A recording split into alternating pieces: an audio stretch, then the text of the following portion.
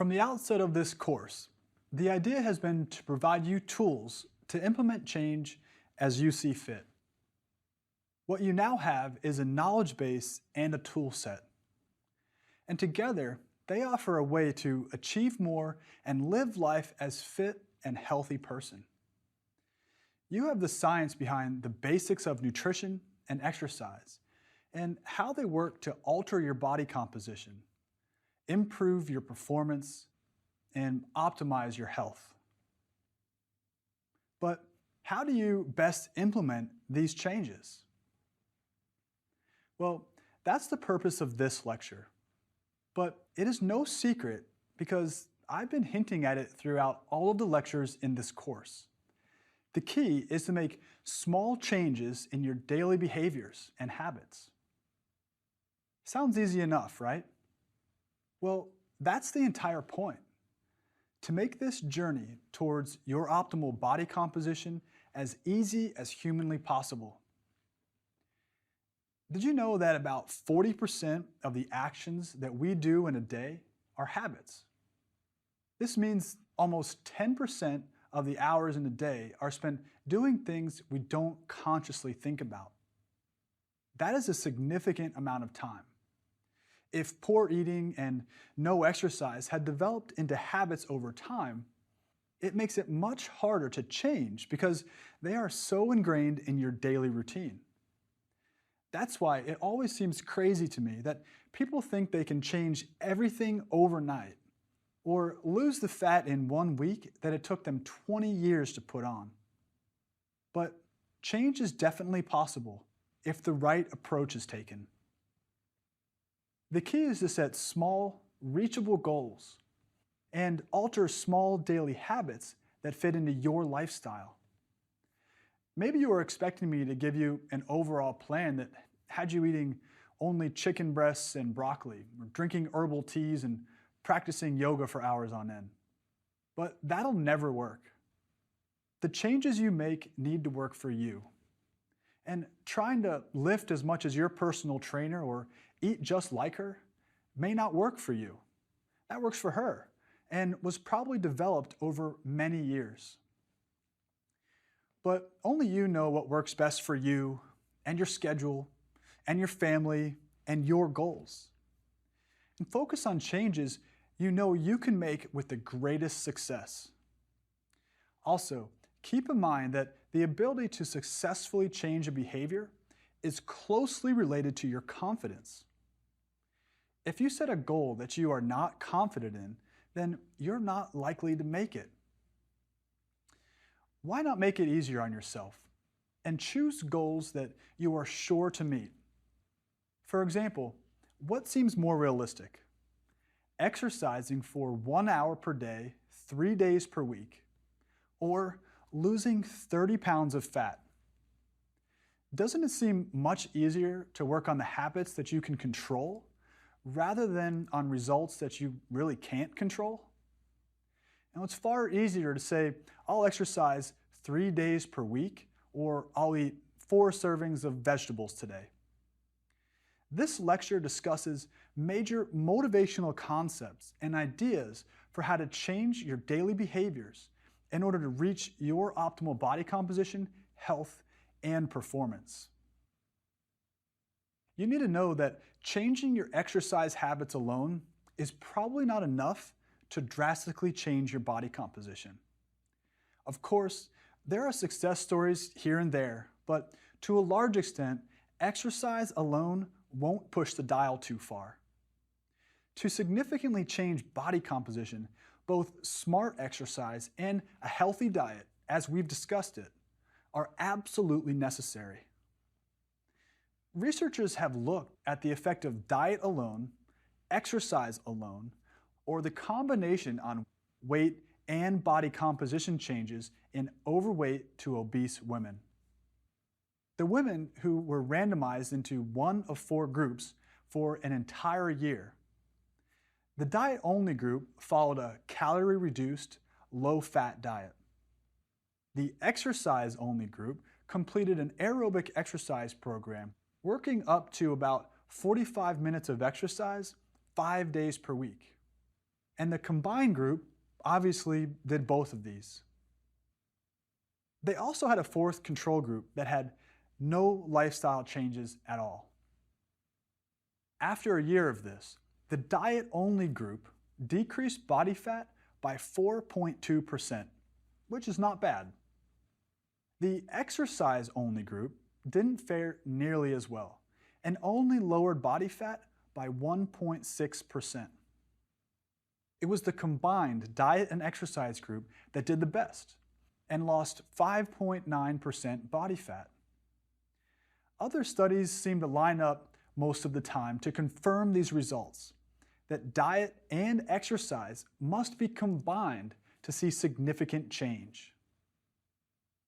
The research I've been involved in also has shown that the type of exercise you do makes a difference. For example, simply eating a higher protein diet and doing both resistance training and high-intensity interval training led to more body fat and belly fat loss compared to eating a more traditional, lower protein diet and simply walking or jogging most days of the week. So, what else can you do to better your chances of success? If your goal is to improve body composition, I recommend you simplify both your diet and exercise routine, and do not change everything at once. Creating a complex meal plan and exercise schedule does you no good if you can't stick to it. It may just set you up for failure and disappointment. Honestly, no change is too small. For example, Dr. John Berardi, a leading physique transformation expert, recommends asking yourself how confident you feel on a scale of 1 to 10 that you could complete a new behavior task, something like eating at least 3 servings of vegetables 5 days per week. Then, only start this new habit if you answered a 9 or a 10 on this scale. Anything lower, and this doesn't seem to stick very well, it's likely too much to expect of yourself or anyone else. The more confident you are with your goal, the more likely you are to be successful. Another strategy is to simply be aware and fully present when you make nutrition and exercise choices. And this is harder than it seems. How many times do you try and eat a meal, finish a few emails, take a call, watch TV, and talk to your wife all at the same time?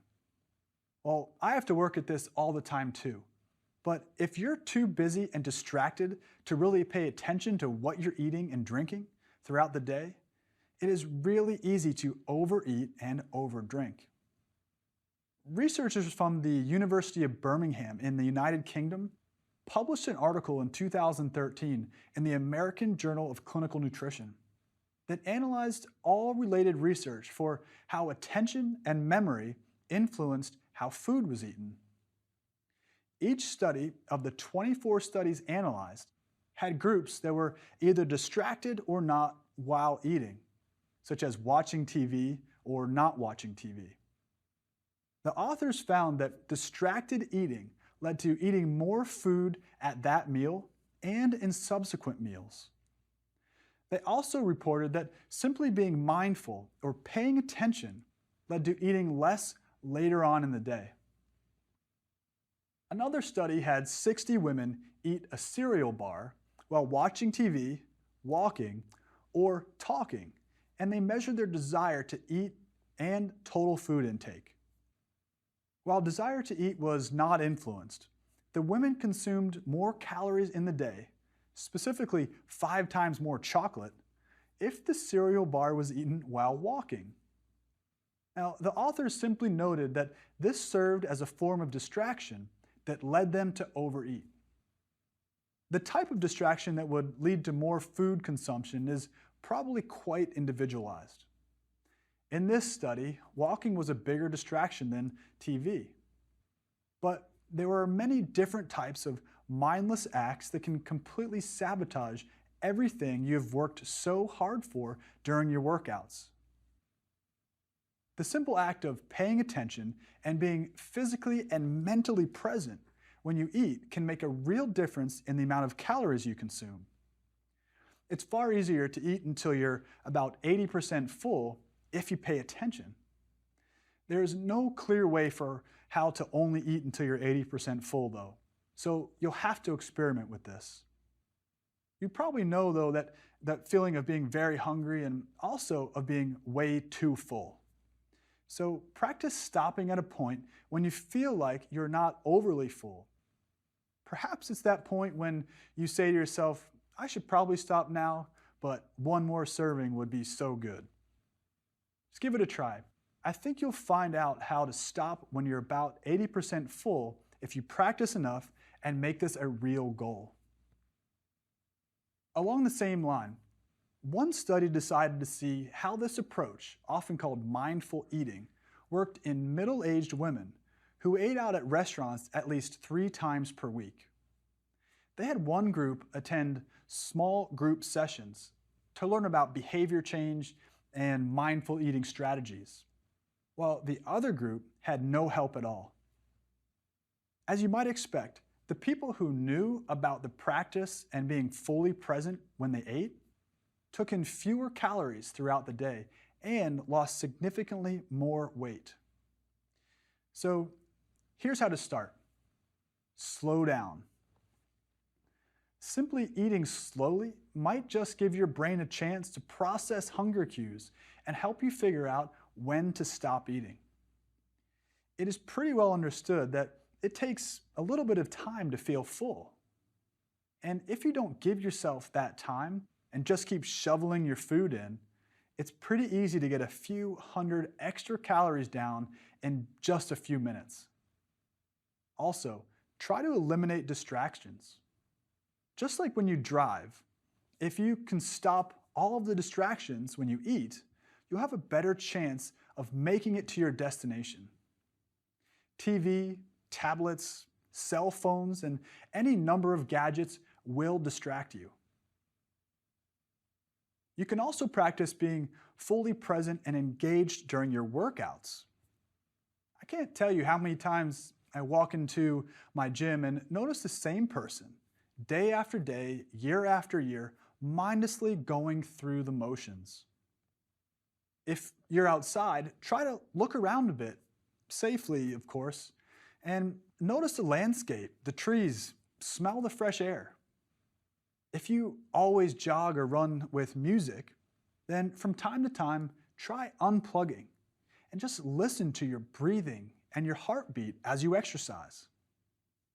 Think about what muscles are working and what these exercises are doing for you. Think about how much stronger you are becoming, both physically and mentally, from each successful workout. Some people call this the mind-body connection. You think about your progress, you think about the blood flowing through your body and nourishing your cells. You think about the fuel you ate to power your workout and make you strong and energetic. Your body is an amazing thing and deserves some attention. This ability to focus and connect with your workout could be one thing that turns the corner for you and makes you truly love being physically active. Also, find activities that you enjoy to do. They may be traditional things like walking, running, swimming, or other options like yoga, hiking, group exercise, golf, basketball, or any other sport. There are endless options for getting in your recommended amount of exercise, and it doesn't have to be something you dread. Without a doubt, to improve health, you need to exercise. Again, if I told you that there was a medication that provided the same benefits as exercise, it would be prescribed to everyone in the world. To truly optimize your body composition, simply walking probably won't cut it. It will improve health and maybe even body weight, but it probably won't change your body composition dramatically. But doing a wide variety of exercises including resistance training and high-intensity interval training, can be pretty simple to include and can also be fun, especially if you're in the right mindset for change. The last point to emphasize is that adherence to your diet and exercise plans are going to make or break you. Recently, a short review came out that analyzed studies that evaluated popular diets. No matter what diet was tried, they all consistently had one thing in common. No matter the diet or the exercise regimen, the participants' adherence to the program was most strongly associated with their weight loss. So, simply making changes that you can stick to is the key to success with body composition change. One way to improve adherence is to understand how to set up your home for success. And it starts with knowing some grocery shopping tips. This is really one of the most fundamental concepts that set the stage for making successful dietary changes. If your grocery shopping list is organized, it makes it much easier for you to make better and healthier choices at home. Where do you go first? Well, make a list before you go to the store. This way you arrive prepared and you save time. Just get what you need and get out of there. If it isn't on your list, don't buy it. This doesn't mean to exclude any items that you consider treats, but only buy small amounts. Because if you're like me, if it's in your house, you'll probably eat it. Making a list also helps you think about your meals for the week, and rather than just one meal or one day's meals. You have a broader perspective on your dietary choices this way. And making a list, you prepare for meals in advance, so you're more likely to have a go-to option that fuels you right. If you don't use a list, especially if you're new to eating well, you are more likely to buy food you've always bought, and that may be the problem. Use a list to remind you of the healthier choices that you want to start making. And keep in mind that grocery stores are scientifically set up to encourage you to spend more money and buy more things. You'll often hear experts tell you to stay on the perimeter of the store because that's where you find fresh fruits and vegetables and foods like lean meats and dairy products. But you'll need to dive into the middle of the store as well for some staples like olive oil, tea, nuts, seeds, some legumes, and some whole grain options too. But don't get confused by labels like natural, gluten-free, and low-fat. The food industry bombards you with thousands of options, which leads to confusion and often poor choices. There's something called the health halo effect. This happens when you see a label on the front of a package that says good source of vitamin C and believe that it's automatically better for you or lower in calories. These claims can actually mean very little, but we often believe that these foods are better for us. For example, the label natural is not regulated by the Food and Drug Administration, but the United States Department of Agriculture, or USDA, states that natural is for meat, eggs, and poultry products that must be minimally processed with no artificial ingredients. But this has nothing to do with the farming practices, so it could still have antibiotics and growth hormones in the raising process. Gluten-free simply means that a particular food has less than 20 parts per million of gluten. It means nothing about the calorie count, the nutrient density, or the quality of the food. I've had clients tell me that they are eating healthy because they're eating gluten-free. But the gluten-free products that they showed me were not even close to healthy.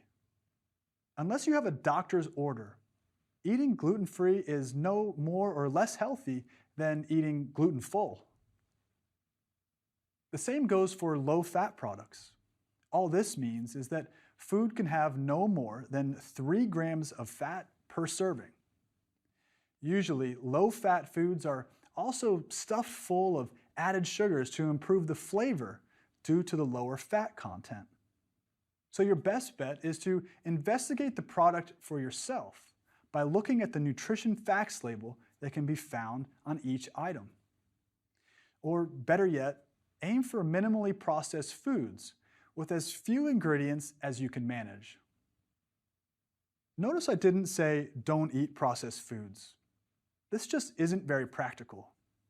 Most everything we buy to eat is processed in some way. Just aim for products that require the least amount of processing to get onto your plate. When you get home, you might even immediately wash and cut fruits and vegetables and store them in a visible place, or keep a bowl of fruit out on the counter for an easy grab-and-go option. And keep things like nuts, seeds, and vegetables accessible for snacks. Like I said earlier, if it's in your pantry, you'll probably eat it. So try keeping foods you don't want to be tempted by out of your house. I had a client who told me that she only kept those off-limit types of foods in her house for her kids and her husband. You see, she had not yet found support from her family for her body composition and health goals. That's an important part of it, and maybe it can be a family decision to get some foods out of the house during the week. Maybe you can put the money you'd spend for unhealthy snacks into a fund for special family outings or some other treat. You might even try keeping a list of non-food treats for yourself and when you're tempted to reach out to food to calm down or distract you. Simple changes to your grocery habits and your kitchen setup will enable you to make better choices and help meet your goals. Remember that several facets of your lifestyle play a role in your ability to successfully make behavior changes. So take note of these and slowly address them over time. As you implement one change at a time, you might wonder what sort of results you can anticipate. Well, let me tell you, patience is key. Again, if it took 20 years to put on, give it more than 20 days to come off. Losing massive amounts of weight quickly may not be the best approach, even though we see this on TV all the time. If you lose 5 pounds, or 2.3 kilograms, in 1 week, it is most likely due to changes in water weight, or even from muscle loss with extreme calorie restriction. Neither of these will result in the positive body composition changes that you're looking for. And some research supports the idea that slower weight loss might be best for actual and permanent changes in body composition, particularly with your muscle mass. So, what kind of changes in numbers should you really see if you're making a solid effort to improve your body composition?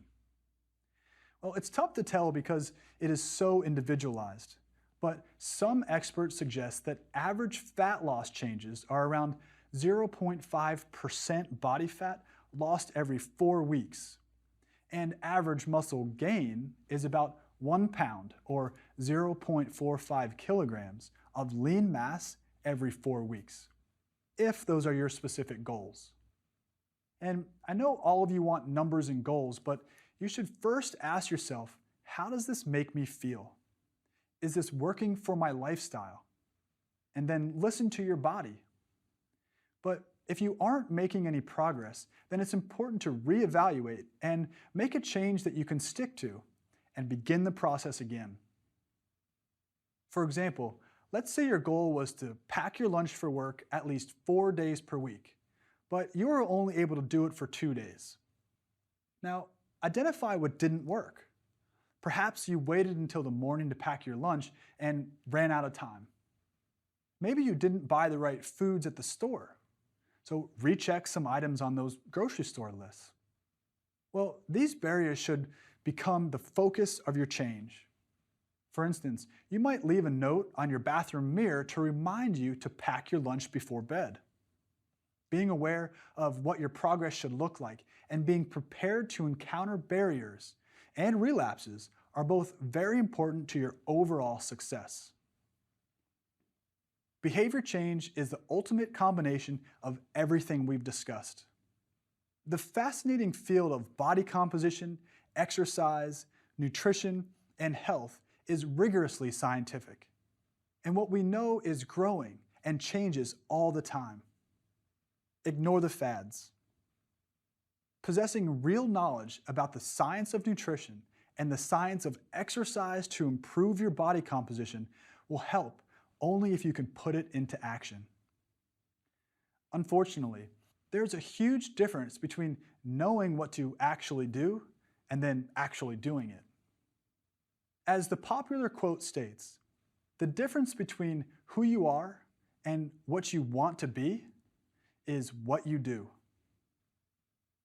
And the time to start is now. There is no right time, and tomorrow is probably not any better than today. Choose one small thing to implement and get after it. Surround yourself with positive and supportive people too. They say you are the average of the 5 people you associate with most. So be sure that some of those people lead you towards good behaviors. This alone could spark some change in you that you never knew existed and allow you to discover your optimal body composition. I absolutely love this field. I love being in the trenches of the research world and being able to share the science with the public. It is truly a pleasure to work on projects that really impact people in a positive way. I got started in this field in an attempt to improve my own body composition and performance. But over the years, that goal has evolved to more altruistic endeavors. And there's nothing better than when the research published from my lab can actually be applied to help you improve your health, performance, and body composition. You've just dedicated your time to improving your knowledge base in the science and application of nutrition and exercise to improve your body composition. Whether you want to make a change or just learn the information so that you can continue to enjoy health and vigor, I hope you're excited to know everything that you do now. Let's face it, no matter if you're an accountant or a salesperson or a professor, your body composition and health must be priorities in your life. Now that you know the nuts and bolts, I suggest that you start simply, using the try this recommendations of each lecture in this course to help you make healthy changes. It's never too late to improve the quality of your life. The science of nutrition and exercise physiology continues to evolve. It is exciting for me to know that what we can measure in the laboratory may provide us insight on better or more efficient ways to achieve more and live life fit. It could be a new superfood or supplement, or just a novel way to use nutrient timing that changes the scope of performance nutrition. My research team is now answering some of these questions surrounding these topics. We continue to learn about new ways to optimize body composition, health, and performance. As you continue along your health and body composition journey, make sure to stay open-minded and seek out the latest evidence. Try this. Write out your shopping list and take it with you to the store to stock your house with foods that support your goals. Good luck and stay fit.